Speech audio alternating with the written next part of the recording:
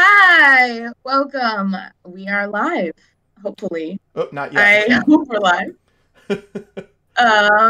My name is Michelle, and welcome to the first ever draw, demo, and Q&A here at BPLTS. We're super excited to do this along with Black and Animated.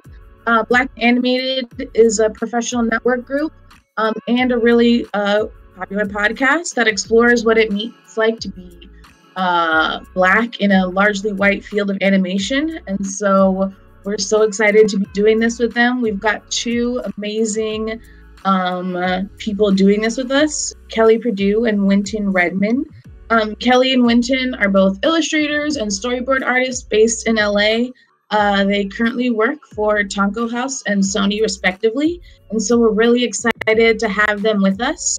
And moderating and doing all of the questioning will be our BPL representative, our #1 anime fan, Rishay, who you will know from being on the stream and also being the youth librarian at the Lower Mills branch. And so come watch us. Please leave all of your questions in the chat. We're going to be asking them throughout this whole stream. If you want to see something drawn or have any questions about animation or what it means to be Black and working in animation, please ask. And yeah, I think we're going to start right now. Thanks for coming. Cool. Thank you, Michelle. As she said, I'm Rishay, youth librarian over at the Lower Mills branch for Boston Public Library, and we have these wonderful artists here with us who would like to start off with a bit of a demo. Would you like to explain a little bit about how that's going to go down, artists? Okay, so we're both storyboard artists working animation. So we thought that we would do an exercise called Next 5. which is basically where you take an image and you draw the next 5 panels. And it kind of shows like what storyboarding is in a way. It's basically like sequential drawing. So we decided to take an image of someone cooking. Don't know if I can like possibly post it into. Oh, I can't. So this is the image that we're using. Basically, it's a woman cooking. I don't know if she's on her own, but she is. So yeah, so we're basically going to be using this as like our reference. Chris is able to. Yeah, I was going to ask. Yeah. Chris is able to show the image. Yes, thank you. Yeah, and so basically, we take the image and we basically draw from it.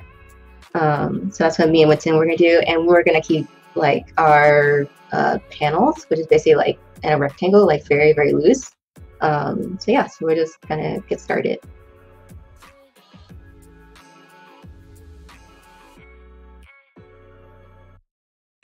And like usually when we storyboard, it's like very simple. So you see like a woman cooking, and we have to like kind of think through like a process of like, oh, like what happens next. And like Wynton, like what are you thinking right now?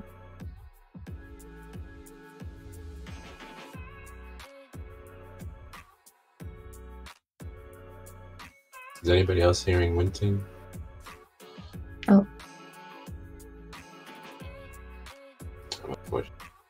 But so this process, is this kind of how a like an animation starts, or is it more of an exercise, or when do you use this? It's usually more of an exercise. Typically, when we actually do storyboarding, we're doing it based on usually like a script or an outline. And then from there, we start to make thumbnails, which is like what I'm doing basically. So it's kind of like ideation before we actually like go in and do the final storyboards that we will present to people. Got it. Very, very. I think had lost Wynton for a bit, but it looks like he's coming back in. Yeah, internet. Oh no.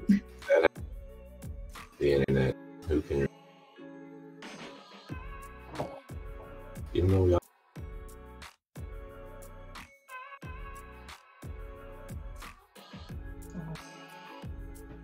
So I think Kelly was asking where you were seeing this image going for the storyboard.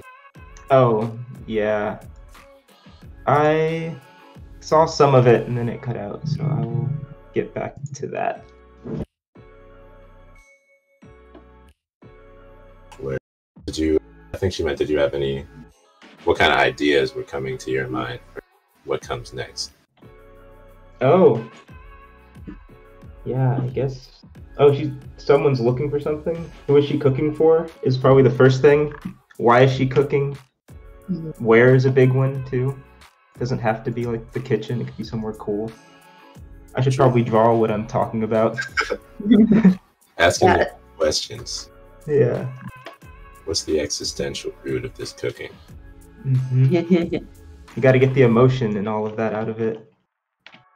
Very true. Very true.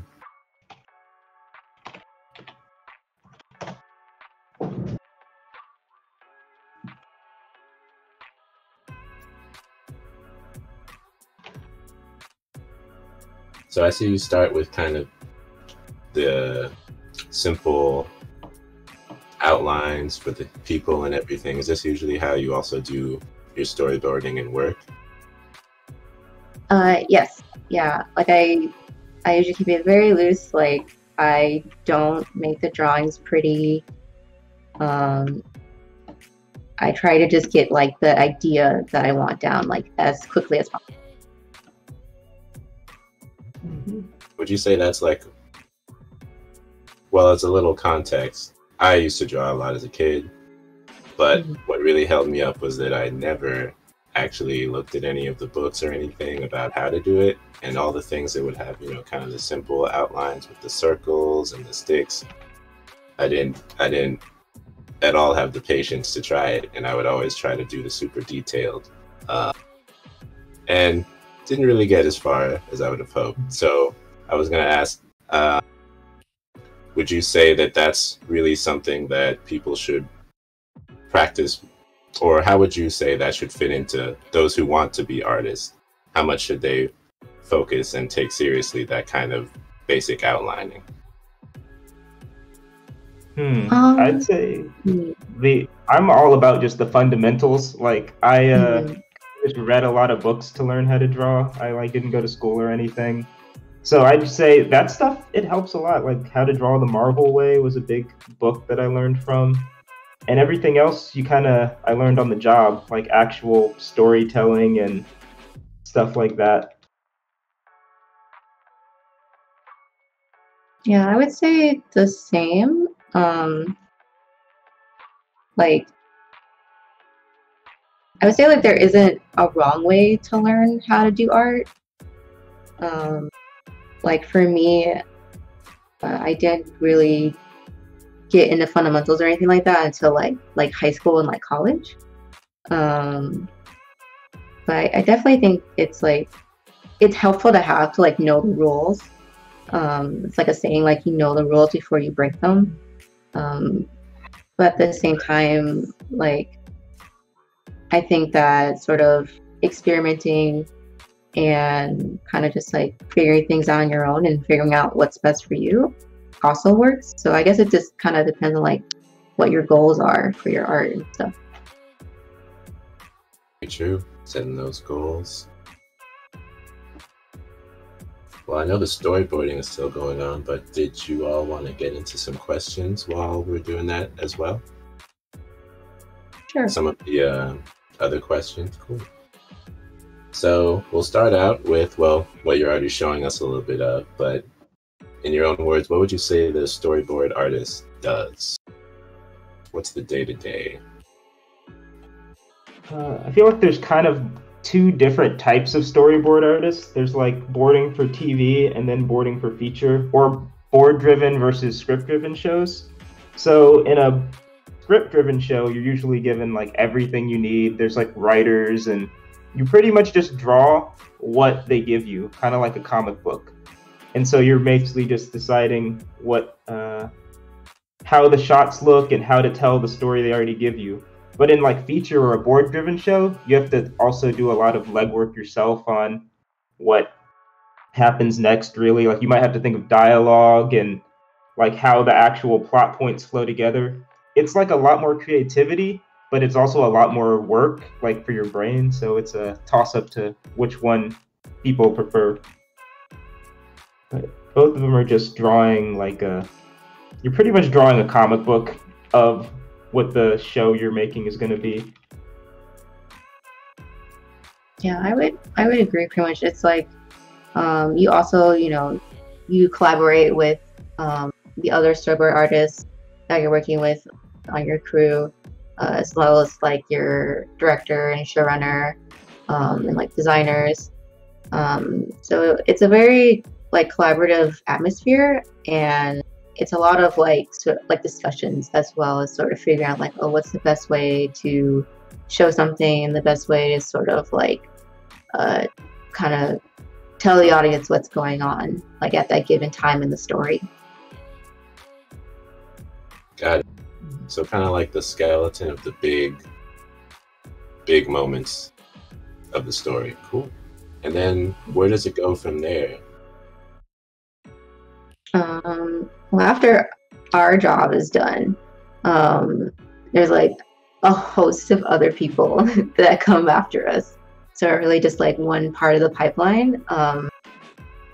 Usually from my experience, it usually goes from like us to like the animatic timer, or animatic editor, I should say. It was basically like the person who takes the storyboards and puts them together into sequence and like adds on like dialogue, like spoken dialogue, and like sound effects and music to sort of like flesh out the boards. And from that point, we sort of figure out like, oh, what things need to be changed, and we have people who are called Storyboard Visionists, as well as a storyboard supervisor who oversee like any changes that a director or the showrunner want to make to the episode. Because usually, like the episode isn't done when we're done. Like go through like 2, 3, 4 different revisions before it's finally ready to be shipped off to animation. And like typically, like animation is sent like overseas, to places like Korea. So that's where the bulk of it is done, and they get sent back to us. It's a studio, and we sort of look over it and decide if there's any more changes or if it's like possible to make any revisions as well. And so it's a lot of like reiterating like over and over. And then on top of that, you put in like sound effects and then like music and stuff like that. So it's really like a whole entire pipeline that the animation project goes through before it's finally released. Okay, cool. I didn't realize how international the whole process could be. Very cool. We do have a question from the chat from Jerry and Sky. It says, curious about drawing the rectangle frame before filling in the contents in the storyboard. Is it typical for you to give yourself a frame and intentionally place images within that frame? Or do you sometimes start loose with the actions and things you want to include and then figure out how to close the frame around them, etc., etc.?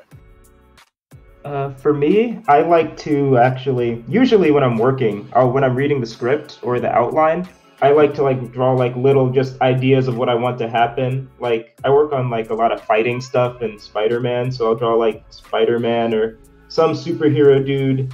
Like I'm like, okay, he has to do like this specific swing right here because the script just feels like that would be cool. Or, you know, what I want, just like general ideas usually. And like I do really rough drawings on the side of the outline of what I want to happen. And then later on, I kind of try to figure out the actual compositions by going and doing it in like boxes, because these drawings, I'm like, okay, it tells me the story, but it's nice to know where things are on the camera because you're making it for people to look at in a little box. So it's nice to have those little boxes. Yeah, I'm pretty much the same. Like the rectangles are for composition. Like we usually work, I think it's like 16 by 9, I think, which is like HD. So basically, if you have like an HD TV, that's basically like the size that we work in, but like on a computer. So drawing the rectangles kind of helps sort of create like a bounding box of like, okay, this is the area, this is how much space we kind of have to sort of show everything. And like Wynton said, like I'm the same way where it's like sometimes I might just start drawing things. Like if I have like an idea, like I'll just like draw little like doodles and like things that I want to convey. So it's not like, I guess, like hard fast rule, but it does definitely help, like especially when you start going to like actually boarding. Very cool, very cool. It looks like we have another question. Thanks y'all for that great answer. It's how many panels would you guess you draw on average for a typical show or film? I guess we can kind of split that up first to like a show, like a 20-minute episode, I'm assuming they mean, and then like a feature length, like 90-minute film. Do you want to answer? Sure. So for like TV, like I've mainly worked on like mostly 11-minute series. I guess like a few 22s, and like right now I'm working on a pretty big one. Usually I try to be economical about how much I draw, so I try to keep it under like, say, like 200 panels. And like that was sort of just something like I developed like over time. But really it depends on what's happening in the episode, I think. For like if it's an action scene or like a very action heavy episode, like there could be hundreds of panels, depending on what's being described or needed from the storyboard artist compared to like if it's a dialogue scene, like two people just like talking. Maybe you can get it done in like 30 panels. So it really depends on like what's being asked of you. And that goes for like TV and movies, where like movies are of course like longer, so you know you get like hundreds and thousands of drawings compared to like TV, maybe you get like hundreds. But that's it, like I said, like it depends on like what's being asked. Yeah, same. It can be like, I was just gonna say hundreds or thousands, but it's, you know, it's by a bunch of board artists. Usually a TV show will have like, for a 22-minute episode, maybe 3 at least, up to like, or 5, 7, but it's usually done by a team. So it's not as bad as it sounds. Yeah. Right. I was thinking that is a lot of drawing, a lot of work there. But when you split it up, that makes some more sense. So before we get to our next question, I wanted to give you a chance to talk a little about these storyboards. I see they're coming together. So what's going on in these first 5? Well, I think I'm about done with mine. Like I decided to keep mine very loose. Like this is basically a representation of what my thumbnails look like. Sometimes I end up usually I end up showing these to like the director or whoever. But I try to keep it like very clear so you can tell what's going on. So basically in mine, like the woman like looks up and hears like a noise. She sort of peeks out from the kitchen, like goes to like the front door, opens it, and we see like a little kid like having like some cookies for her. So very short, very sweet. But my main thing is to make sure that everything is clear and everything is sort of like framed. And there's like tons of other things going on. Like there's screen direction where like you can see it's going from like left to right, or I try to make it go from left to right. And then there's all kinds of different like technical things, like a 180 rule, and things like that. But yeah, like the main thing is like the story. So it's like sort of this build up to like a reveal. So that's what I wanted to convey in my boards. And then like usually if like they get approved and things, then I'll go in and like clean them up and stuff like that. Cool. And those technical things, are those things that, is there like kind of drawing shorthand to indicate, or do they just kind of come from everyone knowing what's going on? It's kind of from everyone knowing what's going on. Usually like for example, the 180 rule is basically like the line is 180, and so you have like 2 characters and the line is where the camera is. So the camera can't pass the 180. So let's say that like this is our 180 basically, since I drew it. So the camera typically can't go. It's not like a hard rule. Usually like if it does cross the 180, there's usually like an intention to it, because if it does like go over here, and I'll sort of show it. So like this. So like gotta flip it. So basically like triangles on over here and then circles over here. Like if it flips, it can confuse the audience. Sometimes that's good. Like cinematographers and stuff, they'll use that to sort of like as a disorienting sort of effect. But typically you want to keep your camera on one side, either side of the 180 rule, so that way it's easier to track the characters, so the audience knows where the characters are at in space. If that makes sense. It makes sense. Very cool. I like that storyboard quite a bit. Now, Wynton, it looks like you've got something totally different going on.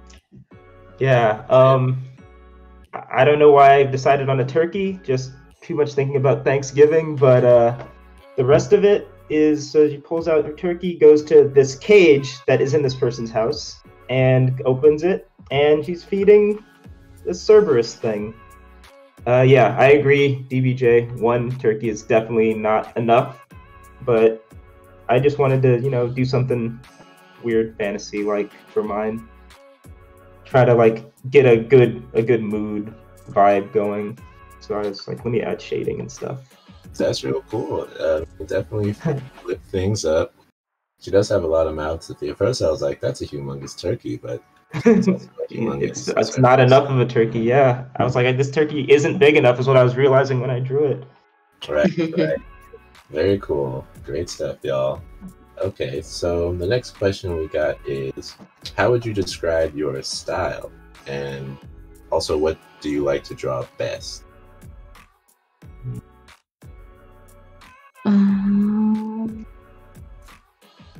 I don't know. I would just say mine's like, I don't know, anime adjacent, I guess. Right. I think that's a lot of things these days. Yeah, I like to draw a lot of girls. I would say, like, for sure, like, definitely like drawing a lot of girls. Definitely like drawing a lot, like, very cute. Kind of like just something that's been in my art for just like a really long time, so I kind of just learned to embrace it and just draw like very cute. Yeah. Okay, for me, I'm almost like 100% anime is my influence. I grew up playing a lot of Street Fighter and Marvel vs. Capcom, and when I saw those games, I'm like, I want to draw just like that. And that was like my goal up until, I guess, now. Yeah, that's actually, I got my first job in animation because I was drawing like old fighting game art and Marvel superheroes. And someone on Instagram saw it and was like, hey, do you want to like try doing this for money? And I was like, that exists? And so it worked out, yeah. Very cool, very cool. And I looked at some of the Instagram stuff. I was getting like Street Fighter Alpha 2 and Alpha yes. vibes, like definitely. Very much of that. That's one of the, I mean, as far as Street Fighter art goes, might be the pinnacle, might be the tip top. But yeah, that really I agree. Into the next question of how did you guys get started in animation, get your first job? I know Wynton, you just gave us a little taste of it. Yeah. Do you want to go first? Mine was pretty much what I already said. So it was just, I was always drawing, mostly for fun, and just trying to draw a fighting game looking art. And I got contacted to take a storyboard test. And at that point, I did not know what it really was. So I just like looked on the internet and was like Googling what's storyboarding and how to do all this, and realizing, oh, it's kind of like a comic book, but just in between comic books and animation. So I just did that and drew more of it and started out as a story revisionist on Spider-Man. I guess for me, I took like more traditional route, I guess. Like I went to art school for 4 years, and I didn't really get into storyboarding until probably my last year, year and a half of college, and then from there I kind of sort of just built up a portfolio of storyboard samples and things that I did myself, as well as similar to Wynton, kind of posting online, posting all my art online and stuff, and kind of just hoping that someone will see it. But mainly doing it for fun and stuff like that. And eventually someone came around and saw my stuff, and basically from there eventually I got offered a job at Cartoon Network full-time. So yeah. That's legit. That's the way to do it. All right, y'all all heard it here. Instagram, DeviantArt, all that stuff. That'll get you discovered. Very cool. Very cool. Similarly, well, I guess you guys kind of spoke to it already a bit about what got you interested in animation originally. I know when you talked a bit about the video games. Kelly, did you have some more as well, as far as the initial inspiration? I guess comics. I originally wanted to do comics like when I was in high school and stuff. But comics are a little tricky to get into, like as a full-time job, especially like pay wise. But yeah, I grew up like reading like a lot of manga. Like I read like Tokyo Mew Mew a lot, as well as like Kami-sama Karen, and stuff like that. It's been, like a big inspiration, and like a lot of anime as well. Like I watched a lot of like slice of life, like K-On! So like very cute, like yeah. Like it actually like K-On! Like convinced me to like take up music. Like I tried to learn the guitar from K-On! But it's definitely like a huge sort of like inspiration for like my art and stuff. So it's very much like the moe kind of anime, I guess. That's awesome. That's awesome. But I don't know if you wanted to add anything else other than, you know, the games. That was the biggest influence, but after that, I feel like you should take influence from just things you like in general too. Like I feel like a lot of artists take, like me included, take too much inspiration from just stuff we like normally. Like I always like, yeah, I just want to draw like Street Fighter and all that, but I am trying now to like learn like more from, you know, what people respect as like, you know, cinematography and film and all that other kind of stuff. Like we work in animation, but we still are making movies, so I'm trying to like watch more movies and take more from those as well. And I think that's another. Oh, I'm sorry. I was just ending on that. I was gonna say, like, I think that's another big thing. I also watched a lot of movies, like growing up and in high school and stuff, and also reading books as well. Like I also read like a lot of books and like fiction, and that really helps like build your storytelling skills as well as like, you know, the movies and TV and stuff, like your visual storytelling. So I take like a lot of inspiration from like movies like Her, which is like a live action film. Like it's more like adult oriented. So like I wouldn't, if you're not like, I don't know, 17 or whatever, it's like R-rated. So like maybe don't watch it. Yeah, ask your parents. But sort of movies like that, I sort of like to look at them and study them. Also kind of older movies like Jurassic Park and like Jaws and things like that. Sort of like the classics that you kind of look at and sort of study. And they're like, there's like an exercise called like reboarding, where basically you go through a movie, like mainly some movies. You can also do like TV series or whatever, but it's like shot by shot, and then you like redraw the composition sort of to like kind of study like how the cinematographers kind of I guess set up the shot basically. Very cool. Cool. All right, we do have another question from one of our faithful followers, Static. Do you find it easier to draw in life? I think meaning on paper or digitally.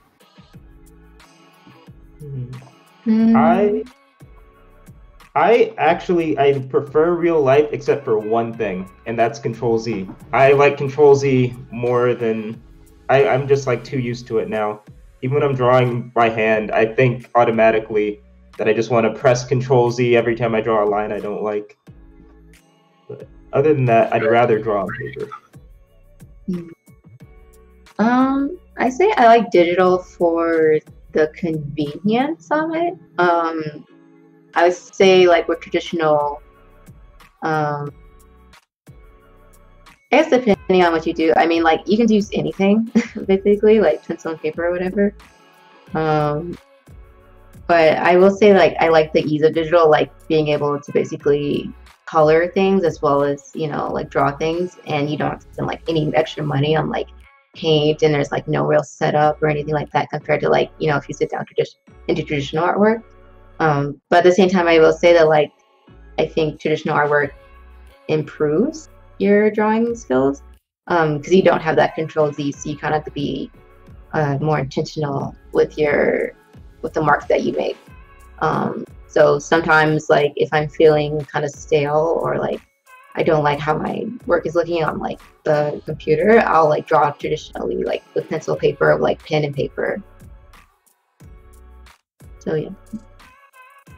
Cool. Thank you. Oh, Also, I think we're done. I guess with the I think Wynton like deleted his storyboard. Oh, I didn't delete it. I just closed it out. There. Okay, let me see if I can do mine. Yeah, if anyone has requests, we can definitely take those. Yeah. Also, draw. Give me something to draw. Also, a good time to remind everybody that this is the Boston Public Library Teen Services Twitch channel, and we are currently having a great Q&A conversation with two animators of Black and Animated, a community-oriented organization supporting Black artists and animators entering or already in the animation industry. We are here with Wynton Redmond and Kelly Perdue, who are taking your drawing requests and answering your questions about animation. So in that vein, I did have a question that does kind of get to the Black and Animated part, but in more of a lighthearted way. For me, I definitely remember the first time that I saw a character in anime who I at least thought was Black. I don't know if y'all checked out Wolf's Rain, but Sume, that show, he was like kind of like tanned, like kind of dark skinned, but when he was in, well, they have human forms and they also have wolf form. And when he was a wolf, he was like definitely a Black wolf. So I was like, oh, yo, it's a Black guy, even though he had like, you know, silver hair. Like everybody has silver hair in anime. But that really stuck with me.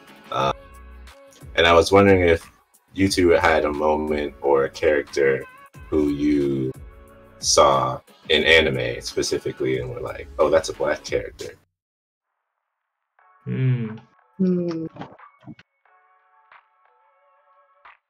Lesser for me from an anime, but the first time I remember was video games, was Jet Set Radio and Jet Grind Radio. Those were definitely on like these games were the first time where I was like, it feels like there's like a lot of Black people in it, and I don't remember seeing that in the game before that for me.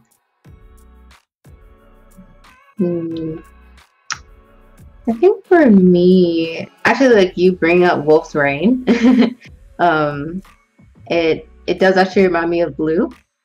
Like when I first saw her, I was like, oh my god, she's like brown, and like she's like kind of similar looking to me, and like it made me like really excited, because like usually, like you said, like that it's not really a thing that we see a lot. Yeah, I would say like that was probably maybe my first time like getting excited over like a character. Also like I also really liked Fran from Final Fantasy 12. Oh yeah. Yeah, she was also kind of like a character that was like, oh, I feel like totally dress up as her and it'd be so fun. Yeah, or like maybe when I was older, like Cora was another one where I saw her and I was like, oh, I could totally see myself as her kind of, and stuff like that. So yeah, I guess in a way, yeah. Very cool. I'm glad. Wolf's Rain, underrated, you know. More people need to talk about Wolf's Rain. Yeah. But that also really leads well into our next question. Do you participate in cosplay? And how does that influence your art? And that really, you know, of course, has some other implications for us brown folk with looking for characters to cosplay. And then, you know, of course, it's not necessary to be the same color as a character to cosplay, you know, but always kind of being aware of what other people are going to think and hopefully not would possibly say.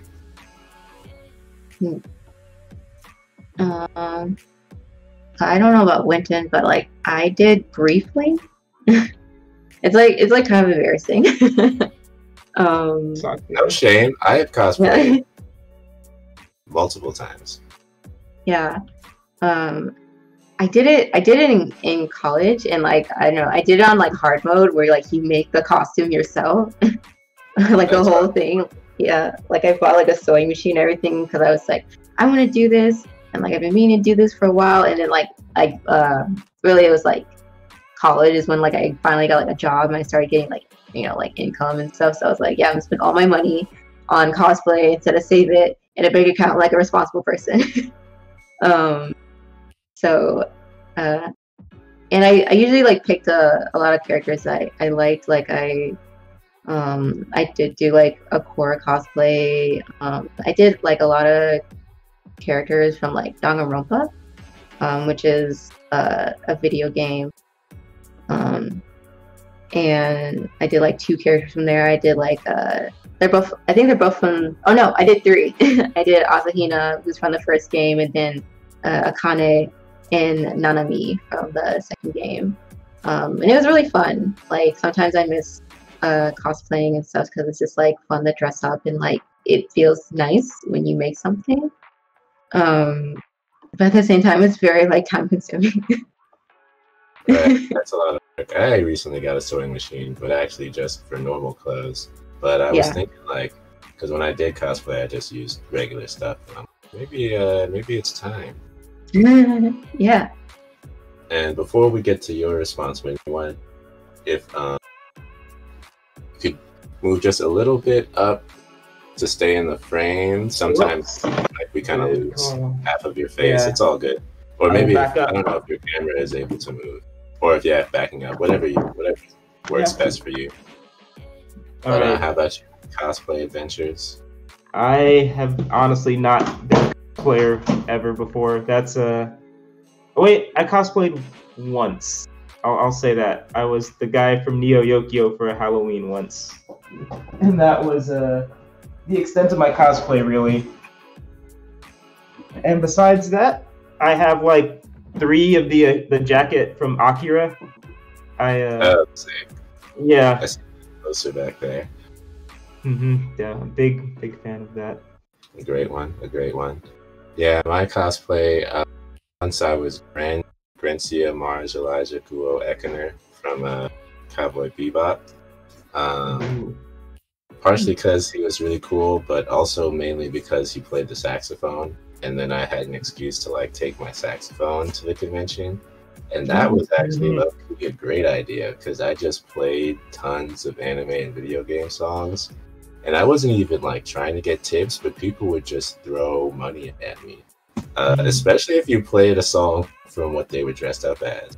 Like there was a guy dressed up as Jack Sparrow, as was huge, especially in the late 2000s, 2010s at anime conventions. And I just started playing the Pirates theme. And he came over and he put literally a $20 bill into my pocket. I was like, what? Mad appreciation. So if you're ever looking to like rack in some extra dough, go play some music at an anime convention. It'll really could help you out. I used to play trumpet. Maybe I'll do that sometime. If there's only like an anime character who plays trumpet. I'm sure Apollo on the Slope. I don't know. Have y'all checked that one out? I think that's really good, honestly. I haven't watched it, but like, yeah. Maybe we just need to make that anime. Yeah. Also, is it Hibike Euphonium? That's another one. Like band anime. Nice. That's a good genre. That genre needs more representation going on. Yeah, music anime. Are there any requests? Or... I haven't seen any drawing requests yet. We are wondering. So, are you able to get rid of that line on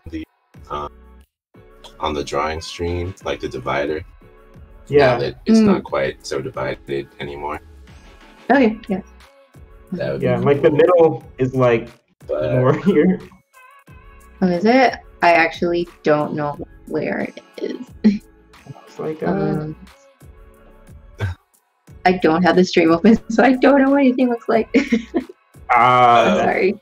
It's okay. Yeah, it's like a big black line on the right side, but I mean, it's not the end of the world. I was like, it's fine. I know who the B-list artist is here. I can take like a third of the screen. I don't need. What? Oh, I'm sorry. You should have told me. Why did you tell me? Kelly deserves it. Kelly's so good. She should take like 2/3 of the screen, and I'll just. What? Corner doodling. It's okay. Oh my god! You should have told me. No, I wanted you to draw more anyway. Oh my god.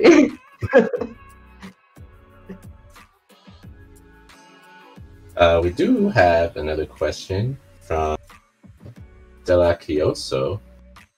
I hope I said that right. Maybe Della Chioso. Do you have any original characters that you work on? So that's potentially a request. I have a little bit. Kelly has more, definitely. Well, what I'm doing right now, I guess, is like you consider like an original character, I guess. It's like my magical girl characters I like to draw sometimes. And then I have like done like a few comics. So I guess like there's original characters in there. But usually like I just draw like random things. I guess like I don't know if I say like I have like, yeah, here's all my OCs. It's more so just like, yeah, I just like to draw like some fun characters sometimes, but like sometimes they have stories and like sometimes they don't. But yeah. Cool. Is this the same character that we have in the little logo? Yeah, like her design like constantly changes for me, so I like it. When any originals? I have one. I'll draw it next. I'm actually pretty big into robots and mecha stuff, so maybe my original characters are a lot of it is more like original vehicles or something. Right. But yeah, I have a little bit. I haven't really pursued like storytelling very heavily, but it's something I want to learn more about. So it is something I'm trying to do more, is draw original stuff. Because I did just draw a lot of fan art of Street Fighter growing up, and not really a lot of thinking of my own stuff. Hey, that's a great way to do it too. Yeah, it worked out, so I'm like, I can't be mad. Any particular mechs that you gravitated towards? Was it like Gundam or other shows? I really like Evangelion, although nice. I like the role. I feel like the show is a little too sad for me. I like it, but I'm like, it's a downer. But I'm like, the robots look so cool. I'm like, let me be sad, but it's worth it to look at these cool robots. Extremely epic. What thoughts did you have on the remake? The rebuild, I guess it's called. I actually I don't think I've seen the rebuild. I keep watching the original series in those movies. Right, and same. I probably. I was gonna say the rebuild's actually what got me into Evangelion. Oh. Yeah. Had you seen the original and it wasn't for you? Me? Yeah, Kelly. No, I like Evangelion. Like I actually just didn't know about it until like I got to college, and then like I think that was when the third movie came out. And like I saw like a bunch of GIFs of it like on my dashboard on Tumblr one day, and I was like, what is this? And so like I looked into it, and then I realized it's like a whole like series. And so yeah, that's what convinced me to like actually sit down and like watch I watched the whole series and the first movie. Like it was the end of Evangelion. Right. And then I watched I think I watched pretty much all the rebuild movies except for the first one, which I guess is just like a retelling of like the first 6 episodes or something. Yeah. Very cool. I have the rebuilds. I haven't brought myself to watch them. I'm a little scared, you know, because I've heard a lot of things, and I don't know if it's gonna ruin the franchise for me. But I digress. A similar question we had: do you have any dream characters that you would like to draw professionally for, like any series or franchises that you would love to be a part of?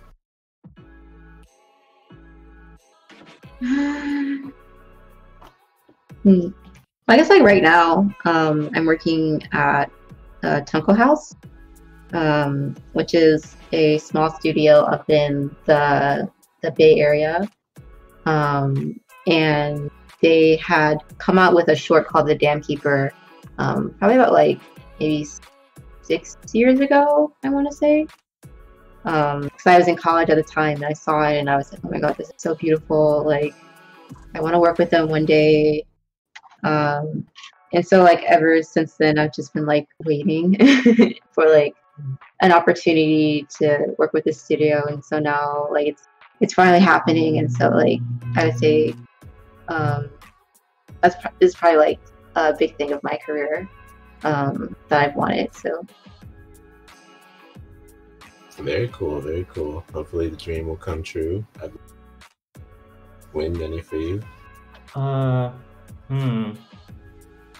trying to think which one. I know a big one, of course, is doing like something with Capcom. That's like number one. For sure. And then after that, I've always wanted to work with like on an anime once, like for an anime studio. I've had friends who've done it before. They say the pay is kind of bad, but it does seem like something really cool to finally do once.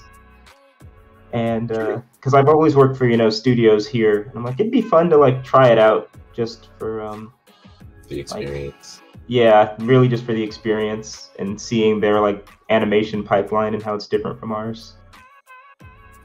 Cool. It looks like we do have one request. Mintrain is asking if Wynton would draw Baymax, please.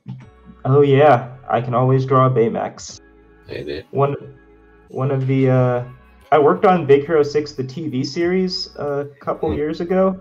Awesome. And Baymax was definitely one of my favorite characters to draw in storyboards because Baymax was probably the easiest character I've ever had to draw for a job. It's just as far as a mech goes, very simple. Yeah, definitely like the high, like just him like this. And then you're pretty much done. It was great. I was like, I love drawing Baymax. He takes up a lot of space, so if you have to draw a background, you can hide a lot of the background. I could say there's a cityscape behind him, you know, and we wouldn't know because I just have to draw like, I don't know, maybe a couple buildings. He's like in front of like an epic city, or he's in front of like anything. It's great. Always glad to have a shot with Baymax in it. We've also got Delicioso asking, I guess, anyone to draw Katara and Toph snowbending a snowman. That sounds like a very cool project. Also throw in a quick reminder for those who may have joined us. This is the Boston Public Library Teen Services Twitch channel, and we are currently streaming our Q&A and live drawing session with 2 artists from Black and Animated, a community-oriented organization that supports Black artists entering and in the animation industry. And our artists here today are Kelly Perdue and Wynton Redmond.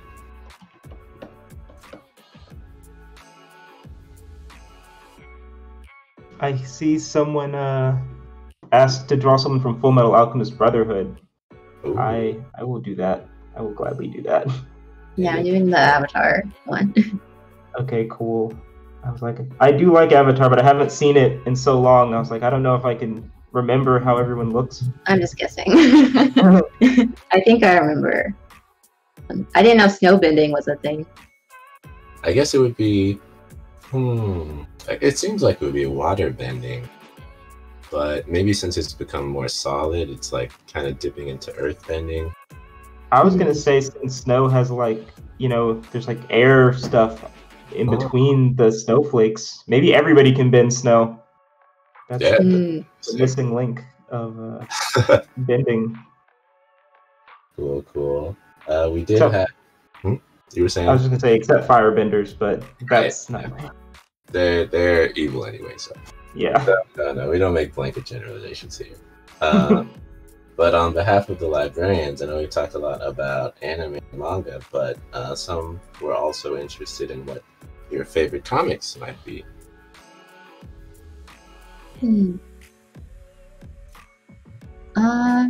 For me, like growing up or like right now? I guess both. I did mention Tokyo Mew Mew when I was growing up. I guess currently, I feel like I'm getting into like a lot of graphic novels. Like one that I like recently, it's called Lord Dean Keeps Breaking Up With Me. And I really like it because of the sort of the paneling the artist does and like the pacing. I think it's really beautiful. And there's like a nice kind of like atmosphere to it. And I guess like also like really like boring like slice of life stuff. Like I'm reading this manga called the short term is like Wotakoi, which is like called like Love is Hard for Otakus. It's basically like a bunch of office workers, and they're also like anime nerds and like game nerds and stuff. And so like it's basically their relationships, and it's very like kind of simple and like easy to read and stuff like that. So I usually like stuff like that currently. Cool. For me, some of my favorite manga are like, I like 20th Century Boys a lot. It's a manga that is like a thriller mystery, and then I also really like Kaiji. Kaiji's like a gambling manga, kind of like Death Note, but they're playing rock paper scissors for the first part of it, and I highly recommend anyone who's ever into that kind of stuff read it. It's very good. Gotta check that out. That sounds very interesting. I remember Death Note really kind of shook things up for me in terms of like a manga taking a very different route than I was used to. More of that kind of detective mystery, slightly gothic feel. Yeah. Oh yeah, I gotta move my characters over. Can't take up too much of the screen. Yeah, let me know if I need to like move, or like make stuff small. Speaking of Avatar, another question we had was, what are some US shows that have anime influence that you like a lot?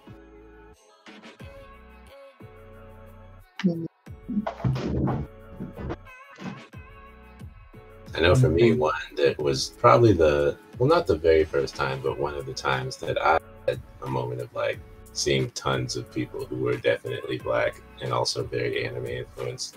The Boondocks, which is also... Oh, of course, yeah. Mm-hmm. But yeah, that kind of blew my world wide open when I first got into that.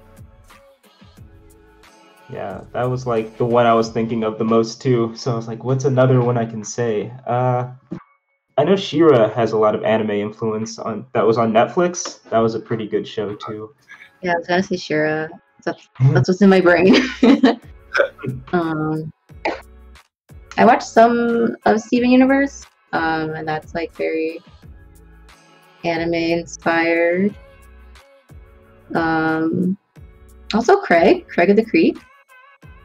I would say also has like a quite a bit like anime influence. Also, like a lot of people on the crew are like very into anime.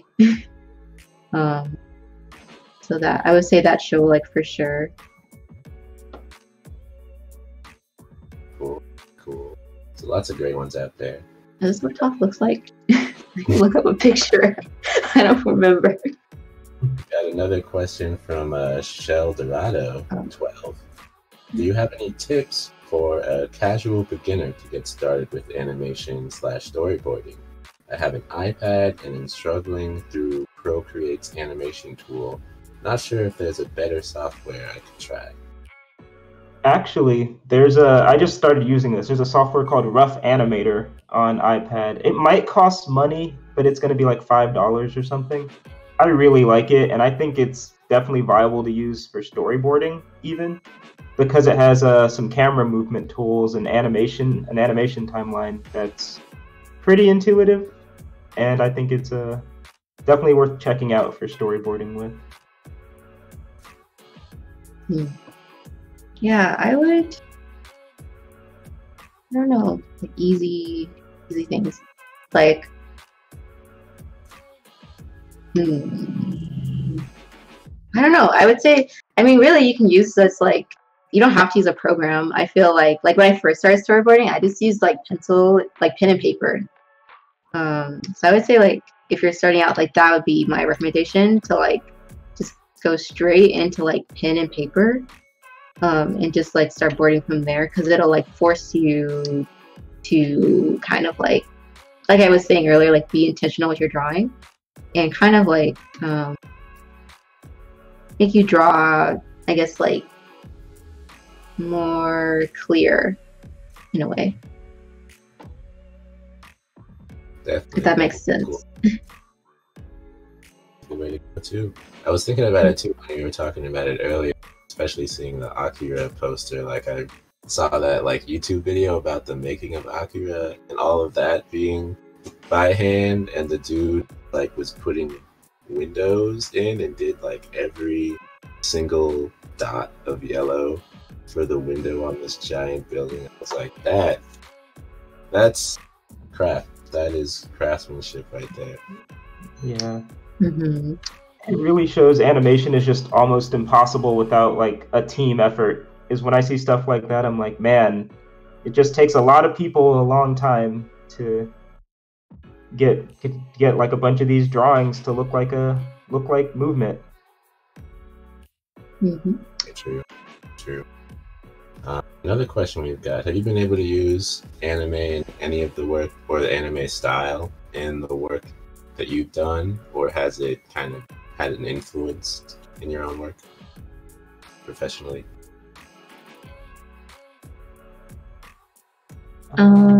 Yeah, I would say so. I think like it depends on the show.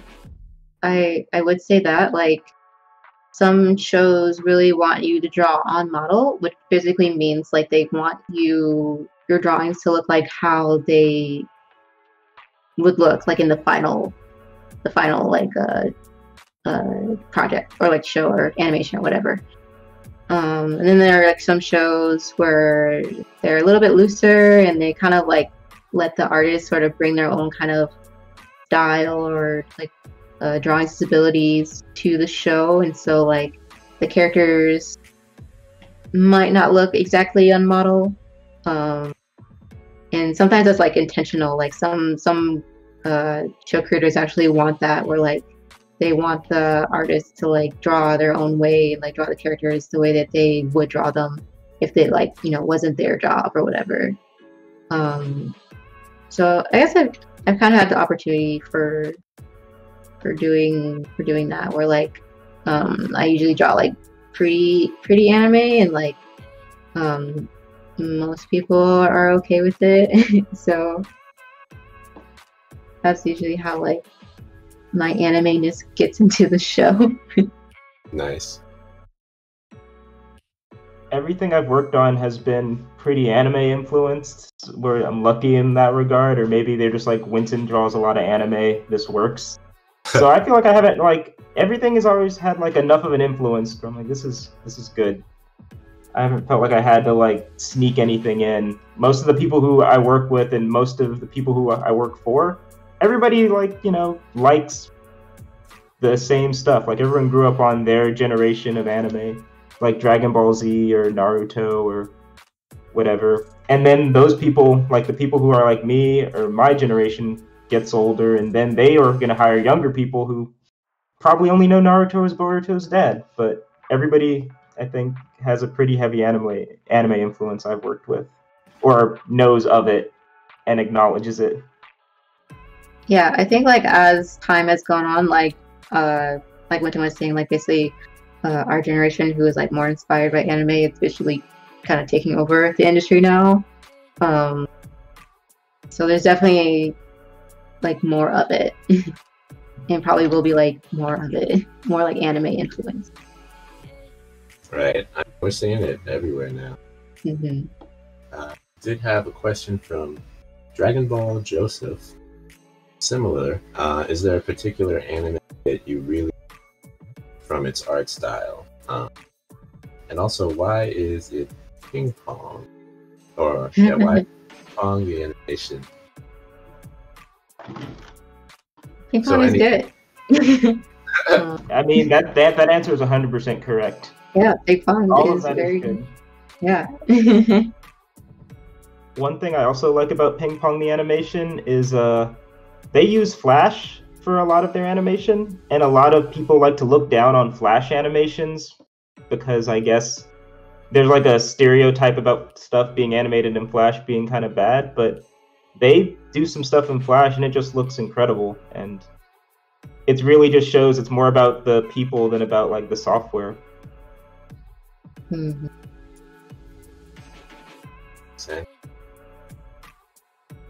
Another one from Delacio. So I think, Kelly, you spoke a little to this. Sometimes it's suggested to watch movies and study them for storyboarding. How do you do that exactly? Well, like for me, like kind of just like watching what's happening on screen and sort of like tracking, like what I was mentioning earlier about like knowing like basic like rules, like camera rules, like 180 and like things like that. Kind of trains your brain to sort of recognize that in media. And then kind of like once you start, you like don't stop. So I would say just like watching a bunch, just like watch a bunch of like movies and TV. And then like the exercise I said, like doing like the reboarding, like that's a good way to sort of study it. And also just sort of wondering like why characters are doing what they're doing on screen, like why did the director make these choices? You kind of like learn that over time. But yeah, it's definitely kind of like being aware of what's happening on the screen and sort of really like asking questions like, okay, why is this happening? Or what was the point of this? Or why was this decision done over this? Or why was this camera used over another one? And you sort of like kind of train your brain to kind of like just think that way. Very cool, very cool. And did you have anything to add on the front? I was just gonna agree. Yeah, watching movies is the best way to study. And honestly, storyboarding drawing isn't like the point of it as much as storyboarding is just like a means to an end to tell a story visually. So like even some board artists I know, like when I was working on Fast and Furious, the cartoon, sometimes you can just take a shot from the movie, like just copy and paste, because it's not about what images you're using, it's about telling a story. And if you already have like a video of a car doing a burnout, you don't need to draw it again sometimes. Sometimes you just want to take that exact shot from the movie. Because we're just trying to tell stories, really. That's the main goal. Yeah, I agree. Like the storytelling comes first before doing like the nice drawings. Mm-hmm. So definitely I would say like that's why I also mentioned like reading books and like, you know, things like that, just to sort of like get into like that habit of just like a storyteller's brain, I guess. Right. And on the topic of books, which we love, this is the Boston Public Library Teen Services Twitch channel, where we are having a live stream Q&A and live drawing demonstration with two artists from Black and Animated, a community-oriented organization that promotes and supports Black artists who are entering or have already entered the animation field. We are here with Redmond and Kelly Perdue, who are taking your drawing requests and answering your questions about animation. We do have some cool requests coming in.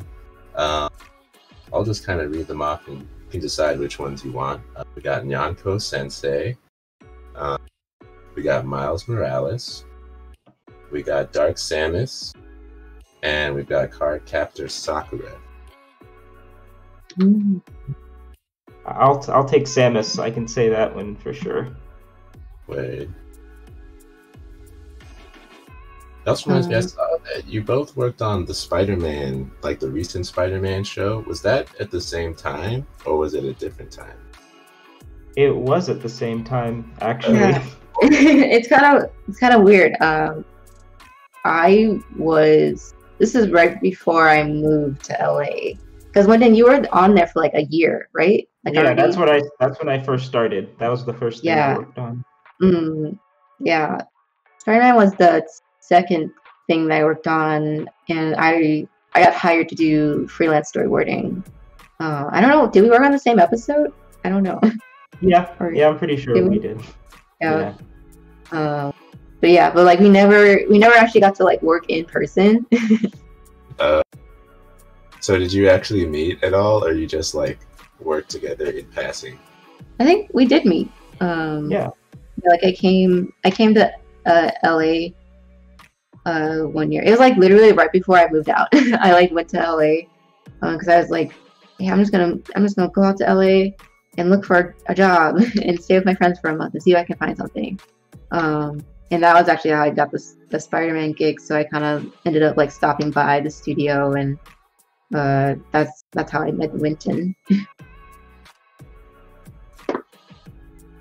Very cool. Very cool. That's a nice little crossing of paths. Another interesting question we had was, is it still fun to watch anime and animated movies even though you help make them? Now, does the magic dwindle at all when you know what's behind the curtain? Actually, I like watching things other people made. Like, if I worked on it, it makes it a little bit harder to watch, especially if it's something where I'm like, oh man, I feel like I should have did this differently. I like can't watch my own like parts, especially. It feels weird. Like watching yourself in a movie. Yeah. Yeah, I guess I'm the same. Like it's definitely like kind of surreal when I finally see like stuff that I worked on. It comes out. I'm just like, oh my god, I worked on this. It's like my stuff. Ugh. But yeah, I don't know. It depends, I guess. Like, I definitely have phases where I'm like, I don't want to watch cartoons. Like, I'd rather just watch like live action stuff for a while because like maybe it's just interesting. Or I find something like more interesting. So, and it's also like nice to have like a variety, I think, where it's like it's fine if you want to consume like all cartoons all the time. But I do feel like it's sort of like a nice variety when you also mix in like other stuff like live action, like TV shows and stuff like that. But I feel like it's more so like work stuff, I guess.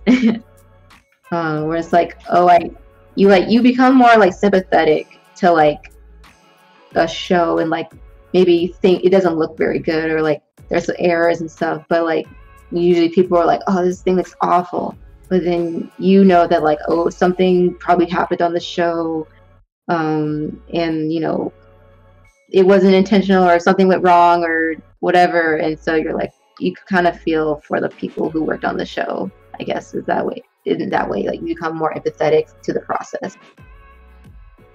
Right. That just makes me think of the Dragon Ball Super fiasco with those episodes that everyone took a turn giving their opinion on. But yeah, it's a lot of work. Yeah, that's the thing about anime. especially. Like, their budgets are way smaller than our budgets even, and their deadlines are so much more harsh. So. And Kelly, we're losing you a little bit sometimes on the right side of the frame. Just wanted to let you know. My drawing or my camera? Or your actual head, your face. Oh. Thanks, yeah. We did have another cool question, very technical. Bubba Gumby noticed, Wynton, that you sometimes are turning off the lines off and on again while doing the shading and coloring on the mech and on Ling. I would like to know, why is that? I honestly just kind of like looking at how stuff looks without the lines, because the way I shade when I shade things is just it's kind of just scribbling, but I'm trying to scribble on the side that is receiving light, and I'm trying to just see if the image works without the lines on it, because that means that it works like shading wise for me or something like that. If that makes any sense. I think so. Okay. We are getting a lot of love for these amazing drawings. Comments, they're looking great. Another interesting question for the current moment: how has working in the animation industry changed, or maybe stayed the same during 2020 with the way things are? Well, we pretty much all worked from home right now. It was kind of crazy. Like, I remember being at work and like we had heard about coronavirus like for a little bit. Like really like back, it was like November where it started happening, but none of us were like really thinking about it. And then, the cases started happening and more, and then we're kind of like, oh man, I hope we like don't have to get sent home. And then literally it's like the next day it's like everybody go home. Right. Like so it was like kind of this kind of scramble, I feel, where like we all had to like basically pack up anything that we needed from the office and like take it home with us. But I guess the nice thing is that we all pretty much work digitally anyways, like on the computer, so like it wasn't a huge deal. But yeah, it's definitely been tough at times, because it's like you do kind of lose that collaborative atmosphere a bit, I feel, compared to like actually being in the studio with other people. But I don't know, what do you think, Wynton? Yeah, I'm thankful that our jobs still exist. I'm like, that's lucky. But yeah, it's I feel like you lose a lot of the collaborative aspect of working in animation because of it, since we're like I said, it takes a lot of board artists to make a movie or a show, so it does kind of hurt, I feel like, in that way. Like, you can't bounce ideas off other people and stuff like that. But at the same time, our job does really just involve sitting alone in front of a computer, so it doesn't affect like the actual process too much. It's just a little bit sadder. Yeah, pretty much. Fair. Yeah, we've all been in a bit of that situation at the moment, but things like this helping us stay together. This stream from the Boston Public Library Teen Services Twitch channel, where we're having our conversation with two artists from Black and Animated, a community-oriented organization that promotes and supports Black artists entering in the animation industry. We have with us today Kelly Perdue and Wynton, Redmond. Coming close to our close, but we've got some more questions we can try and squeeze in.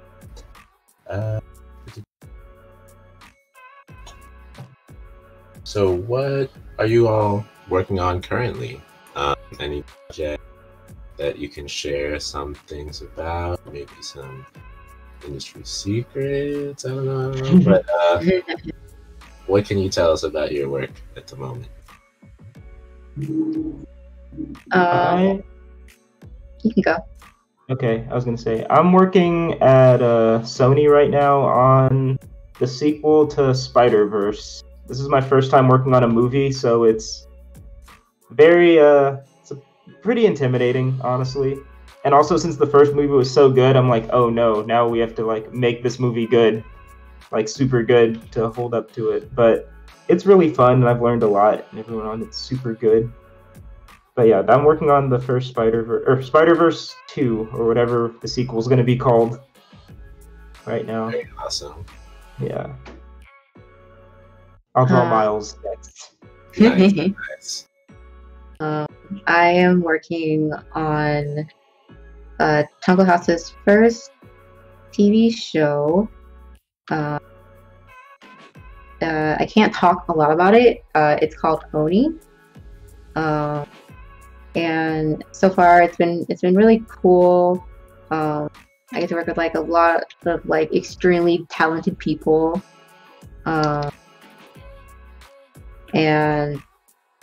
I'm trying to think like what else can I say about this show. I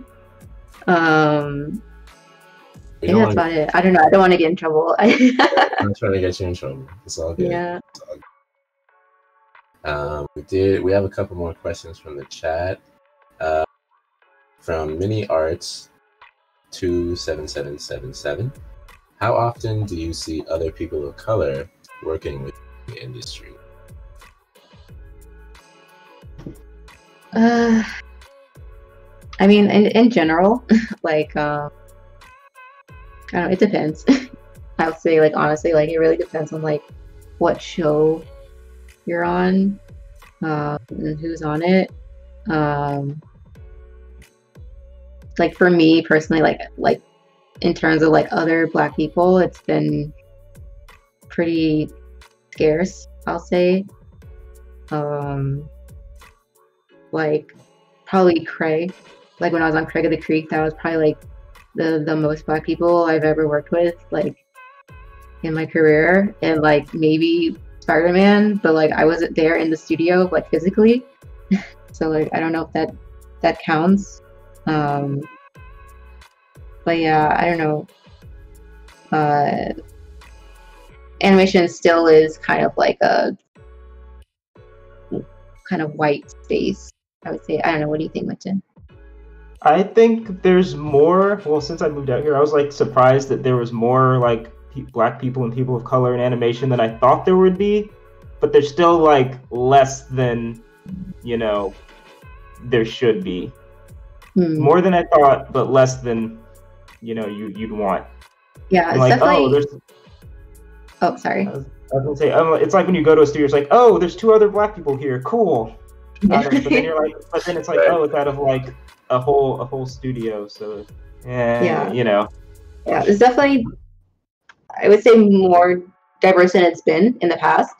But there's definitely room for improvement for sure. I could imagine. Do you see a trend maybe towards improvement? I mean, we're definitely seeing way more characters of color. So wondering how does that translate behind the scenes? Are things changing that you can see?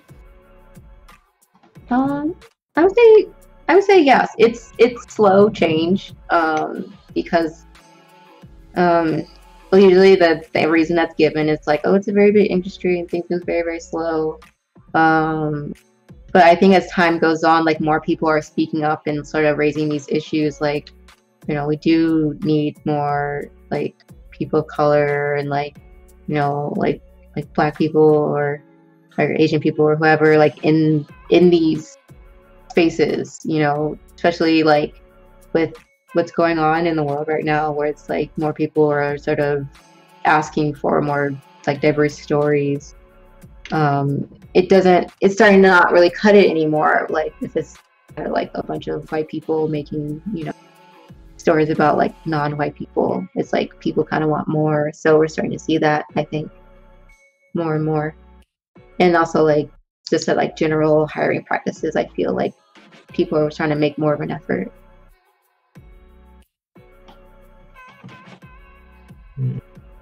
Did you have anything? I think that was covered a lot of it for me. Yeah, it's definitely on the up now compared to what it's been before. Yeah, like it's not super great, but like it's better, and it's like slowly getting better. Well, that's good to hear. That's good, at least. Another question from the chat. We've got Kai Story Art. Says, you guys draw very loose and fast. Do you struggle at all when you're cleaning up / needing to draw tight? I just don't really draw tight if I can help it. I just avoid doing it. Yeah, it's not really...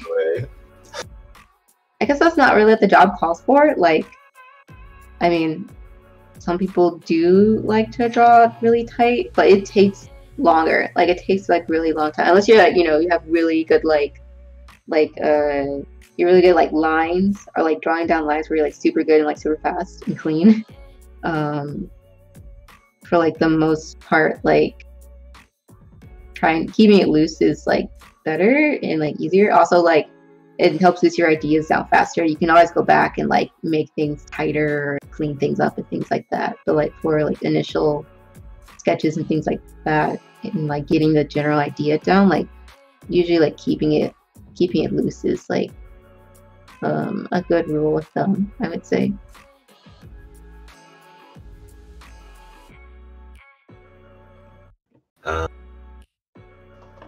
Let's see what else we can squeeze in our last few minutes. What's something that might surprise people about being a storyboard artist or being in the animation industry? Something kind of unexpected that's a part.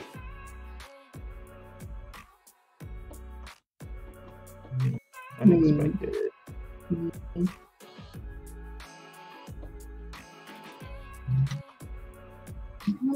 I don't know. But of course, it's fine if there isn't. If it's just like kind of. I have one that's not that great unexpected. It's kind of like it's not very glamorous. A lot of the offices don't look colorful and fun. That's just like a Nickelodeon, maybe. My first job looked like a paper company on the inside. So it's very much a desk, just like a normal desk job for a lot of it. You just, instead of doing something else, you're drawing pictures of Spider-Man. Yeah, like it's very like... Oh, what were you gonna say? No, nothing else. I was just continuing. What else are you gonna say? Oh, no. You can go. You can go. Yeah, I guess I'll agree with Wynton. Like, it is kind of just like there's always like, every once in a while you'll remember like, oh man, I'm working on like cartoons, like this is actually pretty cool. But like from day to day, it's kind of like just like normal, and like it's like any other job where there's like good things and bad things, I think, and like you kind of like learn to accept that, and it's like not always like 100% fun like all the time. But I guess like I would say like doing your research helps a lot. I think like when I was sort of looking to get into like the industry, I followed a bunch of people online, like their Twitters and stuff, like storyboard artists or like people working in animation, and kind of like got like a taste of like what actually goes on in the industry, because like there's all kind of talks happening all the time on twitter.com, a lot of hot takes about animation and stuff. So in a way you kind of learn like, oh, these are the things that you kind of like gotta expect like when you get out in the animation. But yeah. Cool. Yeah, I'm sure it's always that way with a lot of different things. What you see on the outside is kind of what I wanted to see, but it's a mixed bag with most things. Here with our last few minutes, we're here at the Boston Public Library Twitch channel for Teen Services, having our Q&A with two animators from Black Animated, a community-oriented organization supporting Black artists entering and in the animation industry. We've got with us today Wynton Redmond and Kelly Perdue. think we might have time for a couple more, maybe one more. One that would be a good closer, and we kind of got into this a bit. Kelly, you were just telling us what are some tips for newcomers to animation or folks who are interested in getting into the animation industry. Yeah, like I was saying earlier, I think like the biggest thing for me was following people online. Like a lot of us have, you know, some kind of social media, because then it's kind of like, I won't say it's like super necessary, but it's definitely like helpful. So a lot of artists do have like some kind of like online presence nowadays. So you can really just like, you know, go to like your favorite show and like look at, you know, the credits, and like, you know, you want to be like a character designer or like storyboard artist or whatever, and look up who is in that role and then find them online and basically like, you know, follow their work. And then from there, like kind of use that as like, I guess I'd say like a benchmark, I guess. Because like when I was learning, like I would follow people online and sort of look at their work and be like, okay, so this is like how they're doing things, and let me try and like see like what my stuff looks like, and sort of like doing that kind of comparison. Like when I was learning, I looked a lot at like Maddie Sharafian, who was like a storyboard artist on We Were Bears at the time. And also like Louis Del Carmen, who's like a story artist in feature animation. And so I would just like look at their boards like all the time and just kind of like gauge like, okay, this is what my stuff looks like, and this is what like their stuff looks like, and kind of like figure out how to get my stuff to look like their stuff, or to like the quality of what they have. But also something that I learned in animation is that a lot of people want to hire you based on like what you can bring to the table, particularly like in your own voice. And that's something that you learn basically from like, you know, doing it on your own and like figuring out your art yourself. So I say like, you know, drawing all the time, constantly, never stopping is probably like also very, very important, along with sort of studying like people who already work in the industry. Great. Sorry, that was very long-winded. Hey, it was a lot of sage advice. I think we got time for Wynton to pass on his wisdom as well. I mean, yeah, I think drawing a lot is important, but I don't think you should spend like, you know, every waking moment drawing. I think that's the real trick is, I'd say I learned a lot from just drawing a little bit every day. Like I would just draw on the subway to school back and forth and just study more and just try to learn and draw a little bit every day versus worrying about like killing yourself drawing as what I would want people to do more. Yeah, like experience life also, like have life experiences, because that will also influence your art as well. Like, you know, make friends and like have fun and, you know, see the world. Yeah. It's a great way to close us out, living life and living it more fully. So this has been a live stream conversation from the Boston Public Library Teen Services Twitch channel with two animators from Black and Animated, a community-based organization that promotes and supports Black artists entering and in the animation industry. We have been speaking with Redmond and Kelly Perdue, who you can follow on Twitter, Instagram. You can also follow Black and Animated. Be sure to keep up with the great work that they are doing. And we would like to give them a very big thank you for spending this time with us, with our teens. Thanks so much. Thank you for having us. Thanks for letting us join in. It was fun.